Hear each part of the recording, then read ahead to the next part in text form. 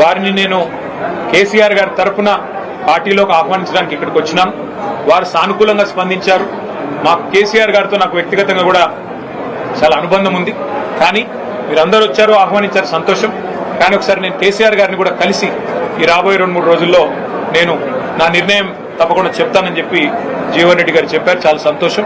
నేను వారిని కోరేది ఒకటే, ఈ రాష్ట్రంలో రైతులు, ఈ రాష్ట్రంలో పేదలు తిరిగి వారి మొహంలో చిరునవ్వు రావాలి అంటే కేసీఆర్ గారు ముఖ్యమంత్రి కావాల్సిందే. తిరిగి మళ్ళీ కేసీఆర్ గారు బాధ్యతలు చేపట్టాల్సిందే, తెలంగాణను పట్టాలు ఎక్కించాల్సిందే. అందుకే వారి సహకారాన్ని నేను కోరుతా ఉన్నాను. మా సహచరులందరం కూడా కలిసి వచ్చి వారిని వాళ్ళ ఉమ్మడి కరీంనగర్ జిల్లా, అట్లాగే ఉమ్మడి నిజామాబాద్ జిల్లాకు సంబంధించిన ముఖ్య నాయకులందరం కూడా వచ్చి వారిని సాధారణంగా ఆహ్వానించాము.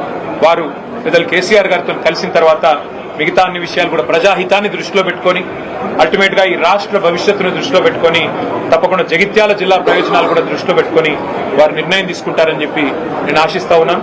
వారికి తప్పకుండా మా వైపు నుంచి ఆహ్వానం మాత్రమే కాదు, పార్టీలో కూడా సముచితమైన స్థానము, గౌరవము, తప్పకుండా ప్రజల్లో వారికి ఉన్న గౌరవానికి, ప్రజల్లో వారికి ఉన్న గుర్తింపుకు తగ్గ విధంగా ఉంటుందని చెప్పి కూడా వారికి నేను విజ్ఞప్తి చేస్తూ, మరి ఈరోజు వారు కూడా వారి సహచరులందరినీ పరిచయం చేశారు.